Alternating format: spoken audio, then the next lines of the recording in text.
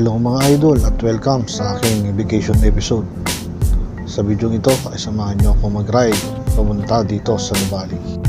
Isa itong lugar na ito na aking binabalik-balikan tuwing ako ay nagbabakasyon. Isa rin itong alternatibong daanan kung ikaw ay pupunta ng Calamba City o kaya ay pumunta ka ng Tagaytay. Kung ikaw ay taga GMA Cavite gaya ko, ay isa ito sa napakagandang daanan upang makaiwas ka sa mga usok na lugar at makaiwas sa mga traffic na daan. At kung mahilig ka sa nature trip gaya ko, ay may sasuggest ko na dito ka na dumaan. Nakaiwas ka na sa mga usok na lugar at traffic na daan, ay mag-i-enjoy ka pa sa lamig ng lugar dito.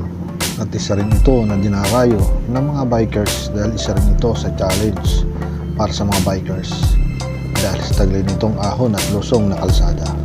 Pero ang hindi ko lang naimumungkahi na dumaan dito sa gabi dahil sobrang dilim at madalang na ang kabahayan kapag kayo ay nakarating na sa Barangay Tibico.